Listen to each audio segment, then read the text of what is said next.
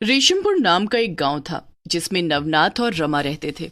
एक दिन शहर से उनकी पोती रूही गांव में छुट्टियों के चलते कुछ दिन रहने आती है।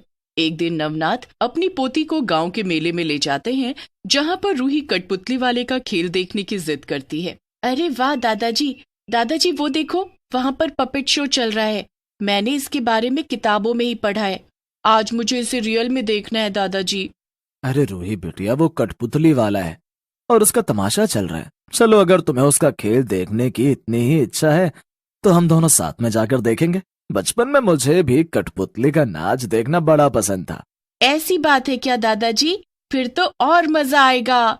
ये रूही और नवनाथ वो कठपुतली का नाच देखने जाते हैं और रूही खूब मजे लेती है और खुश होती है। अगले दिन जब वो गांव में खेलने निकलती है, तभी वो उसी मैदान में आती है जहां पिछली रात मेला लगा था। आज वो मैदान एकदम सुनसान सन्नाटे से भरा हुआ था, मानो कल उसमें जान थी और आज वो बेजान हो चुका हो। कल ये मैदान कितना जगमगा रहा था और आज कितना खाली और सुनसान हो गया है। अरे वो तो एक कठपुतली है। रूही को उस मैदान में एक कठपुतली जमीन पर पड़ी हुई दिखाई देती है। वो उसे उठाकर देखती है और बहुत खुश होती है। वाह, ये कठपुतली तो मेरी डॉल से भी ज्यादा सुंदर है। कल मुझे उस कठपुतली वाले अंकल से एक कठपुतली लेने का मन था, लेकिन मैं उस भीड़ में उनसे नहीं मांग पाई। लेकिन अब मुझे कठपुतली मिल चुकी है और अब मैं इसे अपने साथ ही रखूंगी हर वक्त। रूही बड़े ही प्यार से उस कठपुतली को घर पर ले आती है और अपने पास ही रखती है। अरे रूही बिटिया, अब खाना खाते समय तो इसे बगल में रखो। कब तक इसे अपनी गोदी में लेकर घूमती रहोगी लाडो? दादी जी, ये मेरी जान बन चुकी है। मुझे ये बहुत पसंद है और अब मैं इसे खाना खिलाऊंगी। खाएगी ना तू चिंकी? चिंकी? ये चिंकी कौन है बिटिया रानी? चिंकी इसका नाम है, मैंने रखा है दादाजी। लेकिन उस रात जब रमा को अचानक से प्यास लगती है, तब वो पानी पीने उठती है और देखती है कि रूही की लाई हुई कठपुतली कमरे में चल फिर रही है। और ये सब देखकर रमा के होश उड़ जाते हैं। ये क्या, ये कैसे हो सकता है?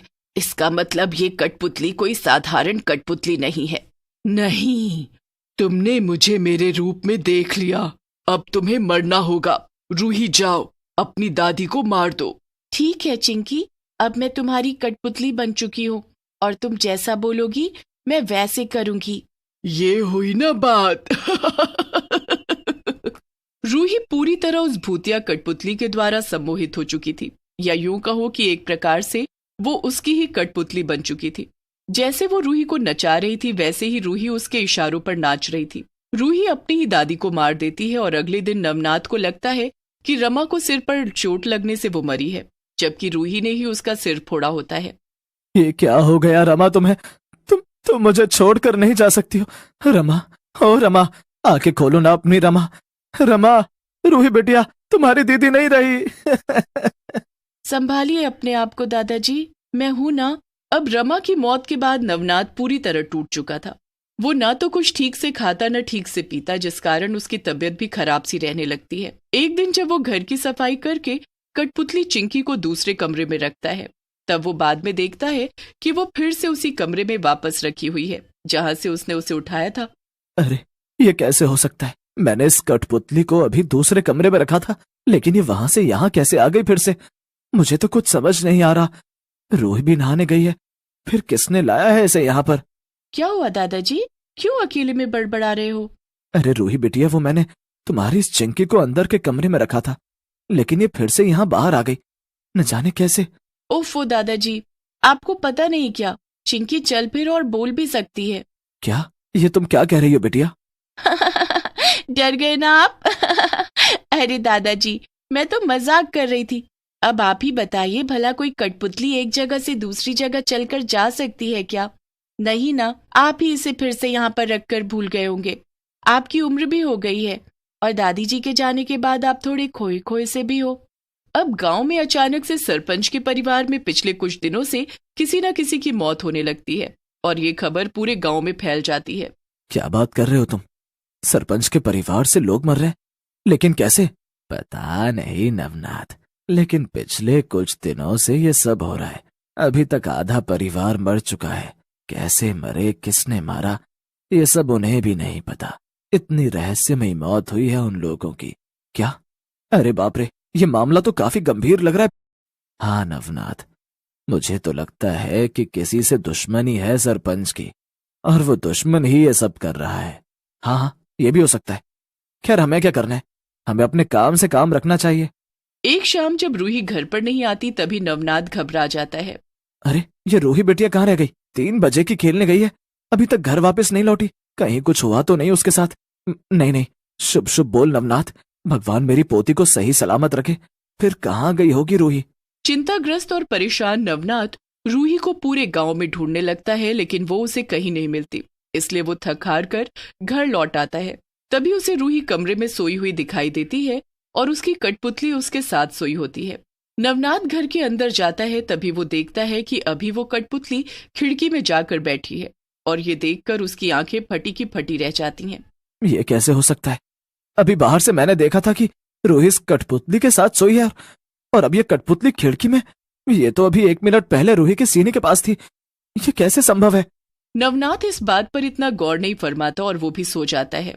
लेकिन अगले दिन जब वो घर के बाहर बाजार जाकर वापस घर लौटता है, तभी देखता है कि रूही और वो कठपुतली आपस में बातें कर रहे हैं, और रूही पूरी तरह सम्मोहित हो चुकी है। मेरा बदला आज पूरा हो जाएगा। अब केवल वो सरपंच ही बचा है, मेरा सबसे बड़ा कातिल, जिसके कारण मेरी मौत हुई थी। आज तुम उसे मारोगी, समझी तुम रूही? हाँ चिंकी, मैं समझ चुकी हूँ। तो फिर शुभ काम में देरी कैसी, चलो उसकी जान लेने। नवनाथ ये सब देखकर एकदम चौंक जाता है और उसके हाथ पांव ठंडे पड़ जाते हैं।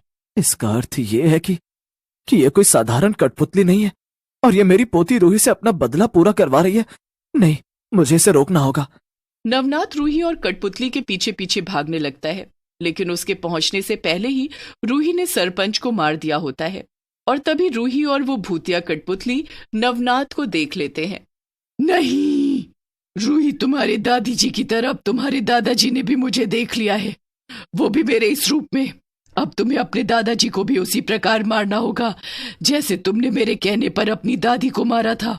ठीक है चिंकी, जैसा तुम कहो।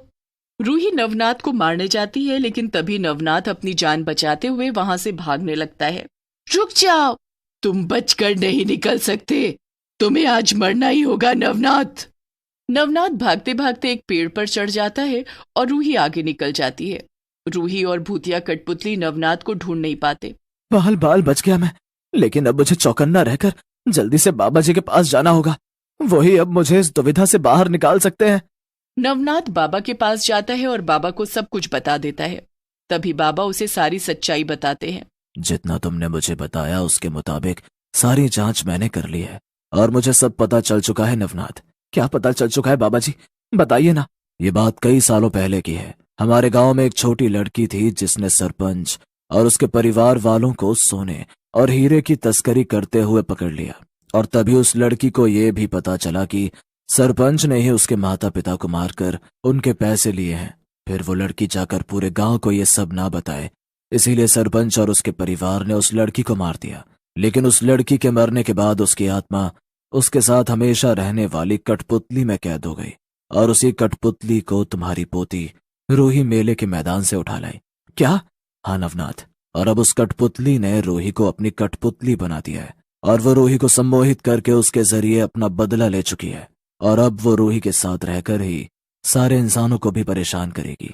तुम्हारी बीवी रमा ने कठपुतली को बोलते हुए देख लिया था, इसीलिए कठपुतली के आदेश को सुनकर रूही ने रमा की जान ले ली, और अब वो तुम्हारी भी लेगी, क्योंकि तुमने भी उस कठपुतली को उसके भूतिया रूप में देख लिया है। क्या? नहीं नहीं, ऐसा नहीं हो सकता। कुछ तो उपाय बताइए बाबा जी, मुझे खुद को और अपनी पोती को उस भूतिया कठपुतली के जाल से बाहर निकलना है। उसके लिए मात्र एक उपाय है कि तुम शिव जी के भभूत को अपने माथे पर लगा लो और रात भर उनका नाम जपो, जिसके बाद तुम पर कोई बुरी शक्ति वार नहीं कर पाएगी। क्या? सच में?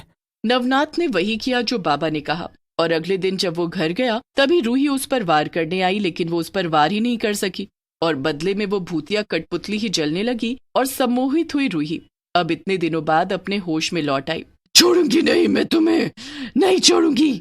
रूही और नवनाथ दोनों उस दिन के बाद गांव छोड़कर शहर चले जाते हैं और वहीं रहने लगते।